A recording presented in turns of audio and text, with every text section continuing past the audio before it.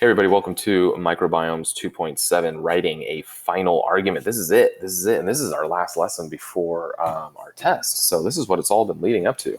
We're going to hopefully write a very, very convincing argument that will educate the public about the efficacy of fecal transplants and will convince everybody that they deserve to have their funding, right? So to start off, let's do the warm-up. I'm going to jump into Amplify, actually, because that way we can all see it together. We are reading an argument by Robert Naismith, and we're deciding basically, hey, do we think it's a good argument or not a good argument? Here we go. He says, hang on, let me get into my Robert Naismith mode.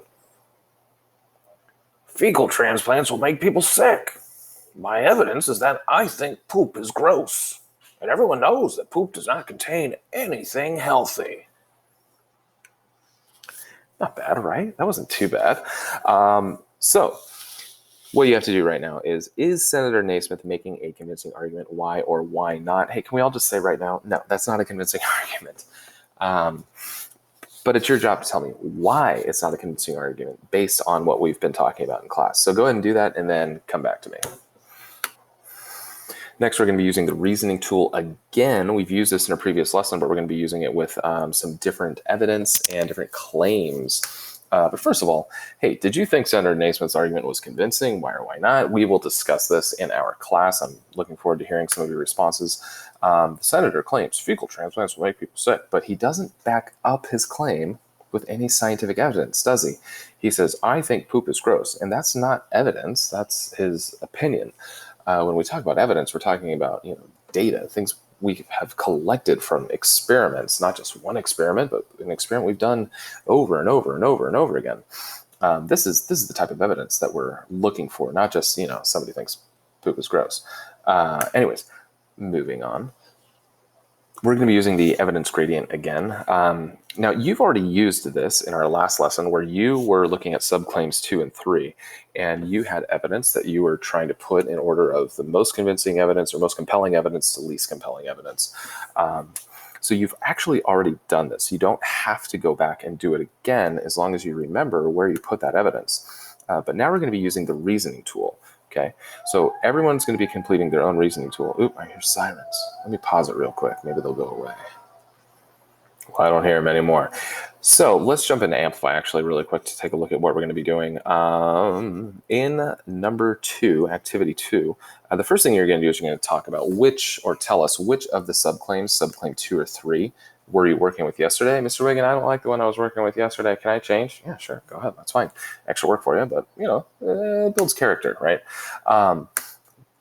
Choose which subclaim you are using, and then you're going to fill out the reasoning tool using those evidence cards that I gave you in 2.6. So you might need to go back and find those again.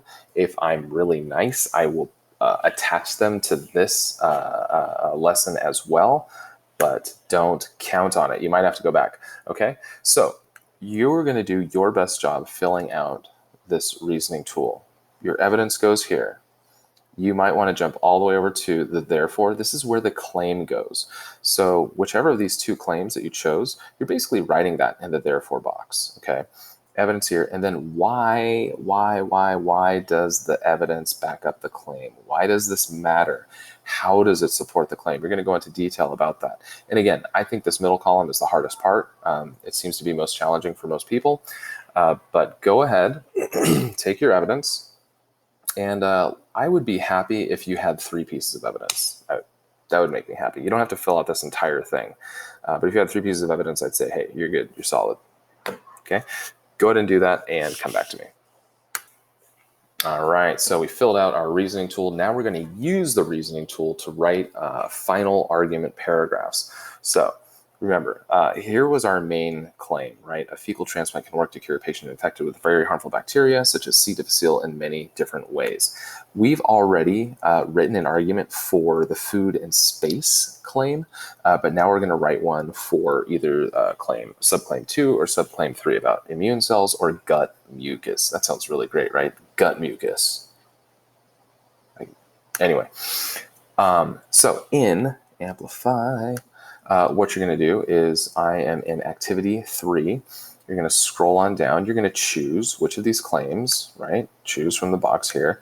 And then you're going to write a new argument that supports the subclaim you chose. This argument will be the second part of the press release, so make sure it is clear and convincing. Include evidence. Include your evidence. Again, just basically use the reasoning tool. Take the reasoning tool and put it into sentence form. Put it into paragraph form. Look back at your work from this lesson. You may also want to use the scientific argumentation sentence starters for help with organizing your thinking and constructing your argument. What are those? Oh, here they are down here. They are very small, so you might have to zoom in. But these can be very helpful. If you're stuck, like, gosh, I don't even know how to write this. I don't know what to say.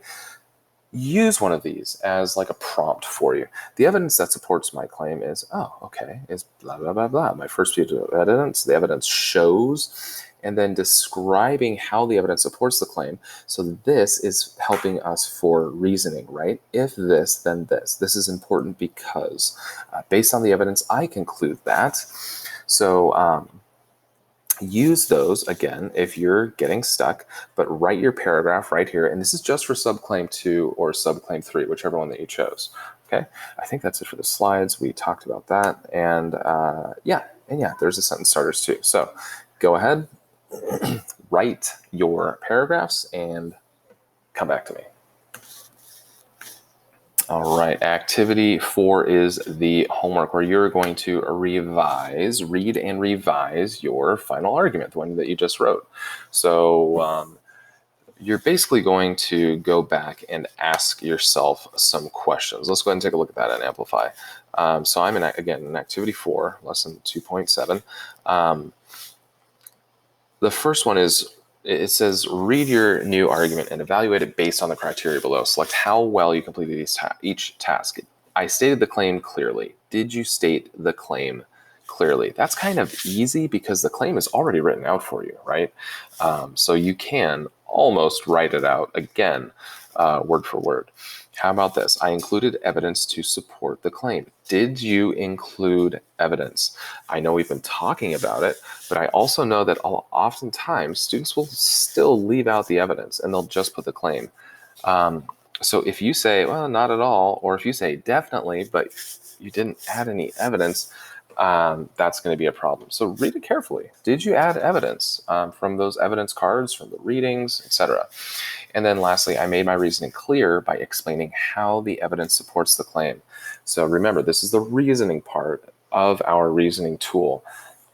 Be honest with yourself as much as you can on each of these, and then use those responses to revise your argument. Let's say you don't feel like you used enough evidence. Okay, so you will rewrite it and add another piece of evidence in there and tell me why that evidence matters. Let's say that your reasoning wasn't super clear. All right, well, put your argument back in here, but try to refine your reasoning so it's very clear why your evidence actually supports your claim. Okay, so that is the first part of your homework. Do that and then come back to me. Activity 5 is optional. No, it's not, because I love Activity 5. So this, you're actually supposed to go to a family member and you're going to tell them about what? You're going to tell them how the human microbiome is important to human health. Why is the microbiome important to human health? Why do you need these bacteria in your gut? What are they even doing for you? Hopefully, at this point, you have some idea why it's important to have some of these microorganisms living on and in your body. Here's some tips right here. Number 1 through 5, use your written argument as a guide. You just wrote a whole bunch of stuff about why it's important to have a healthy gut microbiome. Explain a little bit about the fecal transplant procedure. If you haven't already, tell them a little bit more about it. I know some of you already had some of these conversations with your folks.